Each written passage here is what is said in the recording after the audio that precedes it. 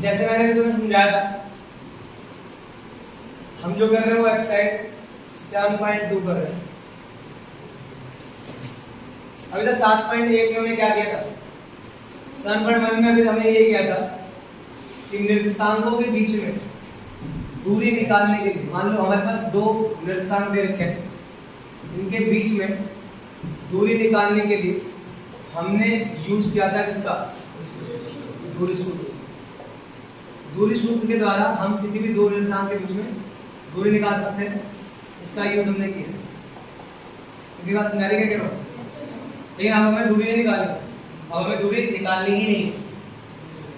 अब एक बात बताओ, अगर मैं कह रहा हूं कि हमारे पास कोई दो निर्देशांक है, मान लो एक 1 2 है और एक हमारे पास मान लो 3 4 है, मान लो ये दो बिंदु है, तो मैं क्या लगता है इन दो बिंदुओं के बीच में कितने पॉइंट आ सकते हैं? मैं कह रहा हूं इन दो बिंदुओं के बीच में ऐसे कितने निर्देशांक आ सकते हैं? बात समझ आएगा? इसको लैंग्वेज ही समझनी है, समझ आ गया? मैंने ये कहा है कि पहले वाले में दो निर्देशांक थे हमारे पास, जिनके बीच में दूरी निकालने के लिए, यहां से लेकर यहां तक की दूरी निकालने के लिए हम दूरी सूत्र का प्रयोग करते हैं इसका। इसके द्वारा हम किसी भी दो निर्देशांक के बीच की दूरी निकाल सकते हैं आराम से। लेकिन अब हमें दूरी नहीं निकालना, मैं ये कह रहा हूं कि मान लो आपके पास एक निर्देशांक 1 2 है, दूसरा निर्देशांक आपके पास 3 4 है, तो मैं ये कह रहा हूं ये बताओ यहां से लेकर इस वाले बिंदु तक के बीच में कितने सारे निर्देशांक आएंगे, कितने सारे पॉइंट आएंगे? कितने सारे पॉइंट आ सकते हैं? बहुत सारे आ सकते हैं। पॉइंट तो बहुत सारे आएंगे, ये नहीं बहुत सारे पॉइंट आ सकते हैं। तो अब आपसे ये कहेगा वो कि मान लो ए और बी के बीच में कोई भी पॉइंट निकालने के बोलेगा, कोई भी निर्देशांक निकालने के बोल सकता है, वो कह देगा इस पॉइंट को मान लो उसने पी मान लिया और कहेगा आपसे ये बताओ इस पॉइंट पी के निर्देशांक क्या होंगे, तो आपको उसके निर्देशांक निकालने पड़ेंगे। मतलब कि अब हमें क्या करना है, अब जो मैं सूत्र बताने वाला हूं उसका मेथड क्या है वो समझ लो पहले। उसमें बस हम मात्र क्या सीखने वाले हैं कि ए और बी दो निर्देशांकों के बीच में कोई भी निर्देशांक निकालना होता है, उसको हम निकालते कैसे। उसके लिए एनसीईआरटी आपको एक सूत्र देती है जिसे हम कहते हैं विभाजन सूत्र। कौन सा? विभाजन सूत्र। अब जो हम निकालने जा रहे हैं वो विभाजन सूत्र है। विभाजन सूत्र का प्रयोग करेंगे हम किसी भी निर्देशांक को ज्ञात करने के लिए। इसके बीच में दो निर्देशांकों के बीच में कोई भी निर्देशांक निकालने के लिए हम किसका यूज करेंगे? विभाजन। बात समझ आ रही है? क्या कह रहा हूं? डाउट तो नहीं आता? पक्का? तो देखो विभाजन सूत्र बना कैसे है, पहले उसके बारे में बात करते हैं, देन मुद्दे पे आएंगे उसका यूज कैसे होगा। देखो बात को यार ध्यान समझना, याद होगा सर क्या कहते हैं? क्या कहते हैं सर? वो तो मुझे पता है, इसे एक्स अक्ष से वाई अक्ष कहते हैं, इस पूरे को कहते क्या? पार्टीशन। क्या कहते हैं? पार्टीशन प्लेन या एक्स वाई प्लेन। ये बात समझा नहीं? इसको कहते हैं एक्स अक्ष, ये हमारा है वाई अक्ष। मान लो मैं दो पॉइंट ले रहा हूं, मैंने एक पॉइंट यहां लिया ए, क्या पॉइंट था? x1 y1, x1 y1। तो दिक्कत एक पॉइंट लिया मैंने बी, वो क्या था हमारे पास? x2 y2। दिक्कत हो नहीं? अब यहां से लेकर यहां तक के बीच में दूरी निकालना हमने सीख लिया था, शायद याद है। अब हमें दूरी तो निकालना नहीं है, हमें निकालना है इसके बीच के कोई भी निर्देशांक। मान लो p पूछ लिया आपसे, x y पूछ ले, ये बताओ p का x y क्या होगा, ये पूछ लेगा। तो ध्यान से आप नोटिस तो करो, इसके बीच में इन दोनों पॉइंट के बीच में कोई भी निर्देशांक पूछ ले, आप ध्यान से नोटिस करना, वो निर्देशांक इस पूरे लाइन को 200 बांट रहे हैं। अरे कोई भी एक निर्देशांक पूछेगा तो 200 बांट रहा नहीं बांट रहा? हमें नहीं पता है इसका कितना है, हमें ये भी नहीं पता है इसका कितना है, लेकिन इतना पता है कि ये 2 हिस्सों में से बांट रहा है। तो हमने क्या किया, जब नहीं पता तो एक हिस्से को हमने m, दूसरे हिस्से को क्या माना? m1 मान लिया पहले को, दूसरे को मान लिया तो दिक्कत तो नहीं आता? तो इस वाले को m1 और इस वाले को m2 अनुपात में लिया, तो दिक्कत आता? अब याद होगा मैंने कुछ बातें सिखाई थी तुम्हें। इस पॉइंट से लेकर यहाँ, इस पॉइंट से लेकर यहाँ तक के दूरी को कहां से कहां तक के, इस बिंदु से लेकर x अक्ष तक की दूरी को हम क्या कहते हैं? y निर्देशांक कहते हैं। और क्या कहते हैं? OD। याद है नहीं याद है? तो ये हमारा क्या दिखा रहा है? y को दिखा रहा है। y कौन सा है? ये हमारा क्या है? y का। तो दिक्कत नहीं आता। अब इस पॉइंट से लेकर यहां तक की दूरी क्या दिखा रहा है? x निर्देशांक है कितना? x आस पास तो आने कितना बस नहीं पक्का। आगे क्या है? इस पॉइंट से लेकर यहां तक की दूरी क्या कहलाएगी? y निर्देशांक। y कितना है? y2।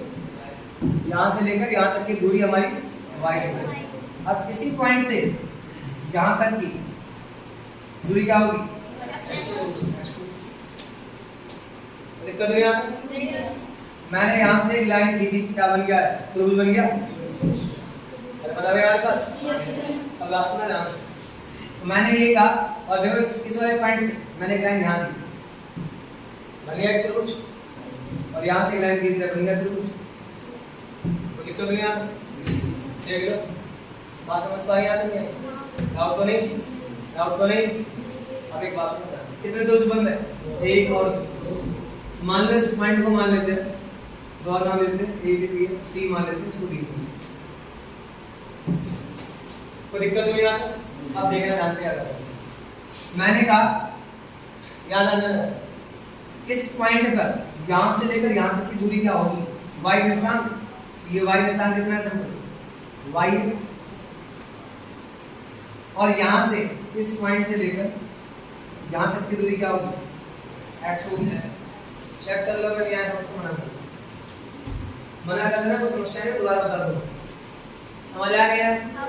जिस तरीके से इस बिंदु से लेकर यहां तक की दूरी को y निर्देशांक पढ़ते हैं, इसी को कोटि कहा जाता है। यहां से लेकर यहां तक की दूरी को y निर्देशांक पढ़ते हैं, तो y हमारा क्या था? y2। वैसे इस पॉइंट से लेकर यहां तक की दूरी को y निर्देशांक पढ़ेंगे, इसमें y क्या है? सिंपल y है। यहां से लेकर यहां तक दूरी कितनी है? y। जैसे मैंने कहा था यहां से लेकर यहां तक की दूरी क्या होती है? x2 होती है। वैसे यहां से लेकर यहां तक की दूरी क्या होगी? इतनी बात समझ आ रही? मैंने कहा मुझे इस त्रिभुज का कितना हिस्सा निकालना है? कितना हिस्सा? कितना हिस्सा? तो पूरे में से कितने में से इतना निकाल दिया तो बचेगा? अरे भाई मान लो अगर पूरी लाइन 8 है, यहां तक की लाइन 4 है, तो ये कितना होगा? कैसे निकाला? 8 में से 4 घटा दिया, तो पूरे 8 में से 4 घटाएंगे तभी तो आएगा। वैसे मान लो ये पूरा हिस्सा x है, ये पूरा हिस्सा x1 है, तो ये कितना होगा? x माइनस में x1 होगा। तो ये हिस्सा कितना आएगा? पूरे में से ये घटा देंगे, x माइनस में आई बात समझ? पक्का बात याद रखिएगा। अब वैसे ही ध्यान देना क्या करें। अब मैंने कहा ये हिस्सा कितना होगा? तो यहाँ तक का पूरा हिस्सा क्या है? यहाँ से लेकर यहाँ तक का पूरा हिस्सा x2 है। अब x2 में से इतना निकाल दो, ये तो बचेगा। अरे x2 में से इतना निकाल दो, ये तो बचेगा। तो पूरा क्या था? x2 था, क्या निकालना है? x1। इतना हिस्सा क्या बनेगा? x2 पास में क्या करो। अब ये हिस्सा इसके बराबर होगा, तो ये आ गया x माइनस में x2। ये हिस्सा इसके बराबर होगा, कितना आएगा? x2 माइनस में x। तो दिक्कत नहीं आती। बात समझ आ गई? ये मैंने x के बारे में बोला, वैसे y लेंगे। y में ध्यान नोटिस करना, इतनी दूरी कितनी है हमारे पास? y1। ये भी इतनी दूरी कितनी होगी? y1। पूरे में से अगर मैं इतना निकाल दूं, ये तो बचेगा। पूरे में से अगर इतना निकाल दूं, ये तो बचेगा। पूरा कितना था? y था, और क्या निकालना? y1। ये कितना बनेगा?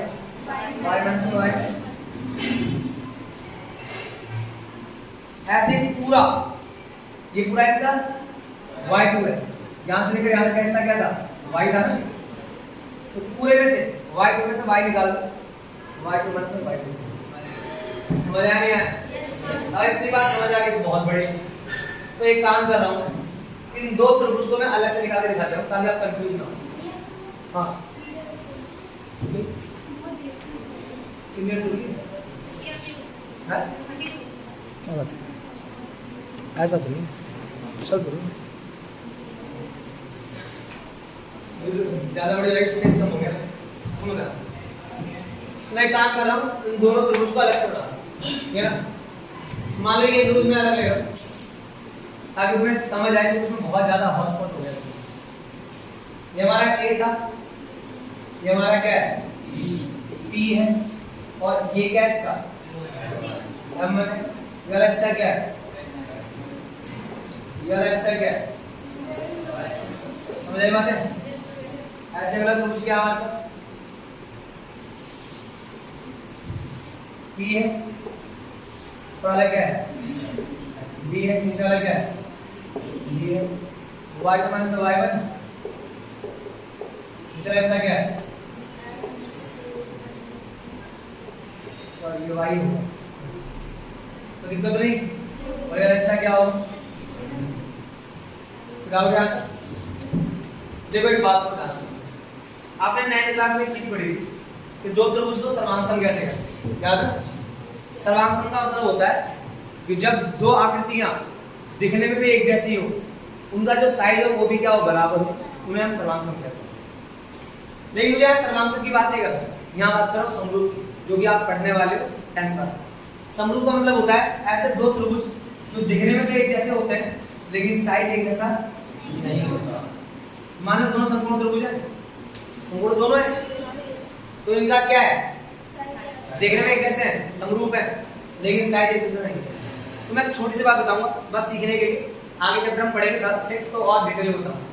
फिलहाल बस यहाँ पे समझ लो कैसे मैं प्रूफ करने वाला हूँ।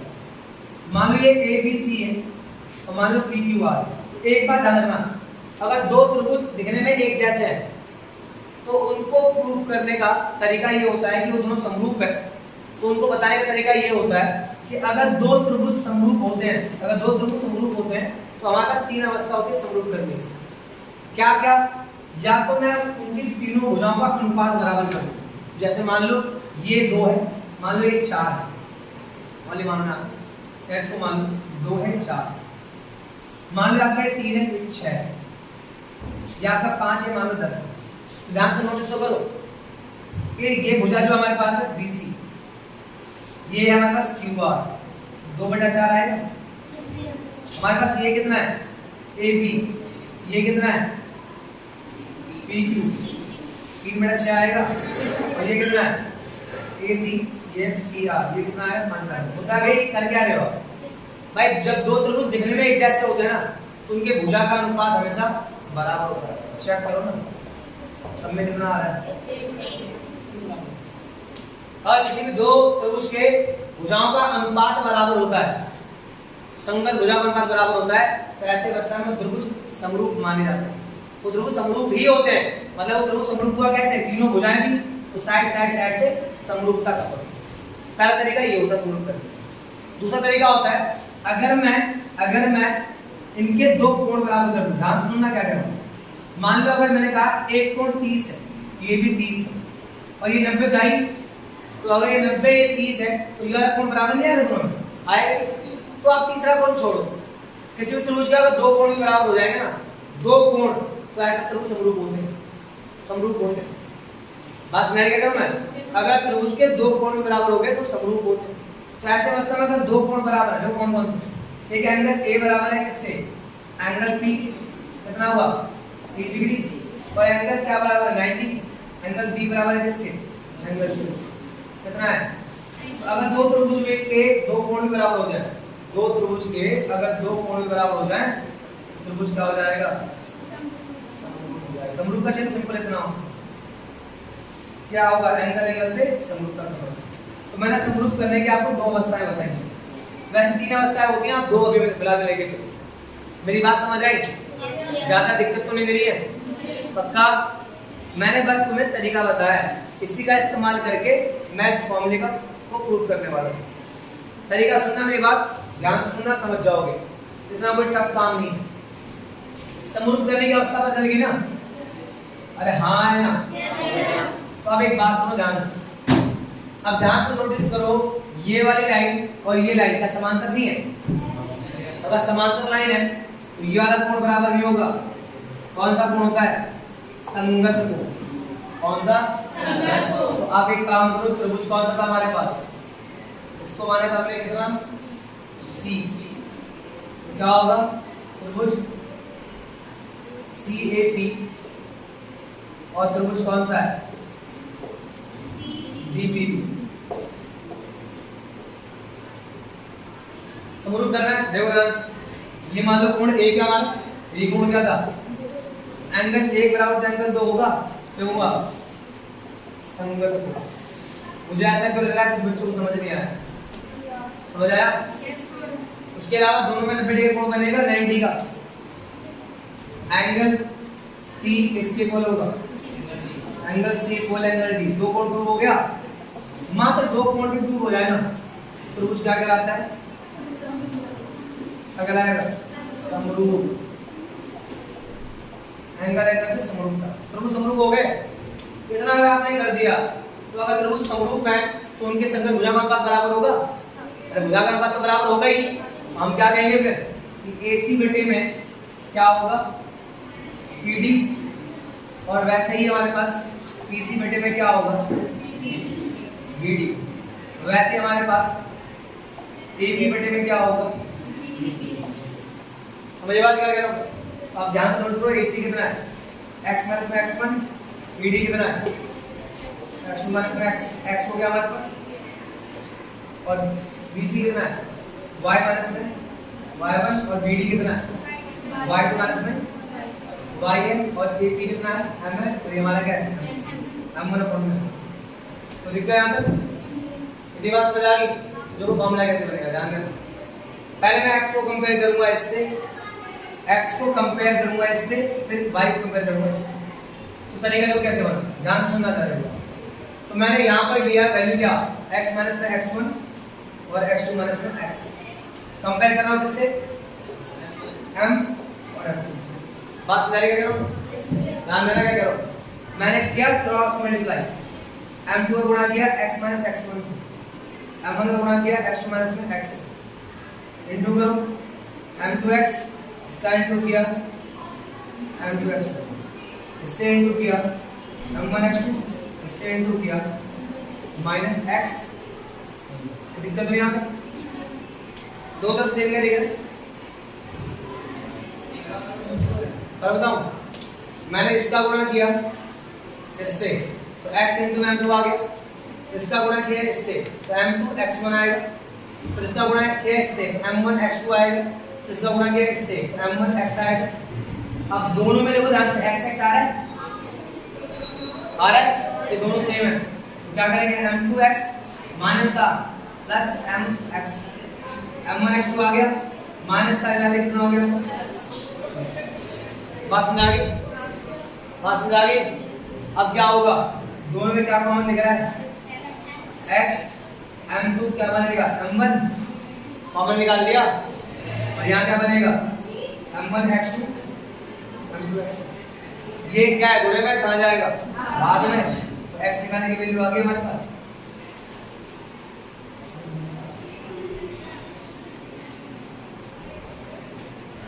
x मतलब इसे निकालने की वैल्यू हमारे पास ये तो देगा ही, हमें ये तो निकालना था, इसमें निकालने के लिए क्या चाहिए, x और y। x निकालने के लिए सूत्र ये होगा।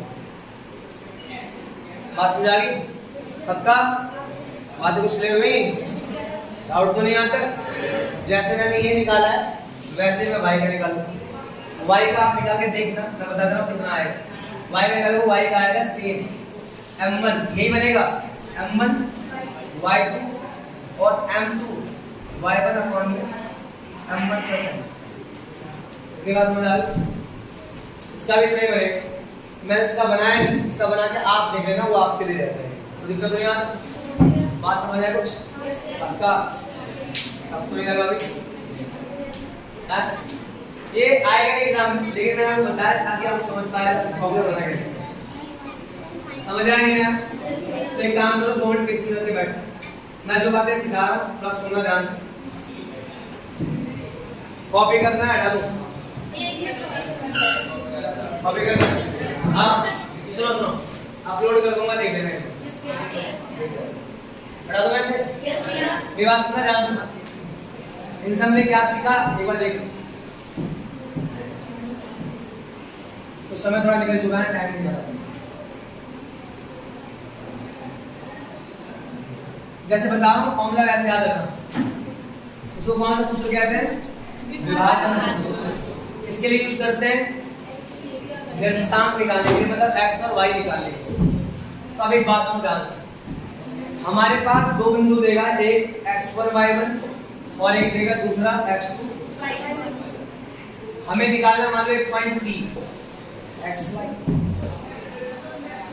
फॉर्मूला कैसे बनेगा, हमें ये निकालना है, जो निकालना है उसको लिखो बाहर। बात में आ रही है? अनुपात क्या होगा, m1 अनुपात ऐसे करना मिलता है, पहले x लेके चलेंगे, पहले सूत्र x का बनेगा, पहले x से इंटू किया m1 x2, फिर इसका इंटू किया x1 से m2 x1। तो कैसे किया मैंने, अपॉन में सिंपल है, ये दोनों का सम आएगा m1 से। ये मैंने ओनली x के लिए फॉर्मूला बनाया, समझ आ गई? ऐसे ही फिर फॉर्मूला बनाना है किसका, अब y का, m1 y2 ऐसे बनाना है किसका, m2 y2 अपॉन में m1 प्लस। आया समझ नहीं आया? पक्का याद रखोगे? याद रखोगे फॉर्मूले तो समस्या। तब एक बात सुनो ध्यान से, 1 2 3 और इसको मिलाकर 4 में से कोई 3 देगा, 1 पूछेगा। लैंग्वेज समझ आ रही है क्या? 4 में से कोई 3 देगा, 1 पूछेगा, 1 कुछ भी हो सकता है। जैसे मान के चलो ये दे रखा है हमारे पास 2 3, मान लो ये हमारे पास दे रखा है 4 5, अनुपात दे दिया 1 अनुपात। क्या पूछ रहा है? तो हम वही रखेंगे, जो वैल्यू जहां है वही रखनी है। ये यहाँ था, यहाँ रख दिया m1, ये हमारा m1 है, हमारा m2, हमारा x1 है, y1 है, हमारा m1 कितना है 1 है, x2 कितना है 4 है, m2 कितना है 2 है, x1 कितना है 2 है, बटे में m1 प्लस m2 1 जमा m1 1 है, y2 5 है, m2 2 है, y1 3 है, बटे में 1 प्लस। बात समझ तो आ गया? और ये वैल्यू रखी और कुछ नहीं है। मैं क्या करेंगे, 4 कितना आ गया, 4 कितना आएगा, कितना आ गया 5 कितना आ गया, कितना आ गया, अब कितना आएगा 8 बटा 3, यहाँ कितना आ गया 6 5 11 बटा, यहाँ कितना है x वाला, तो ये x था, तो यहाँ पे ये x है, ये y है, ये y है, तो x कितना आ गया आपके पास, x आ गया 8 बटा 3, y आ गया 11। ये आपका आंसर समझ रहा है क्या? बात सुनना रहेगा, बात खत्म नहीं हुई। कितनी बातें क्लियर हो गई यहाँ? अब एक बात समझ लो, मान लो हमारे पास ये दिया है 8 बटा 3 और 11 बटा 3, ये नहीं, अभी फॉर्मूला क्या होगा, सेम ही होगा, फॉर्मूला तब भी सेम ही होगा, चेंज कुछ नहीं होगा। एनसीईआरटी में एक तरीका और दे रखा है अनुपात निकालने का, लेकिन तुम वो छोड़ो, तुम ये लगाओ, एक फॉर्मूला याद रखोगे तुम्हें दिक्कत नहीं आएगी। एक चीज उसके क्या होता है, चीजें दिमाग में रहती हैं, आराम से कर लोगे।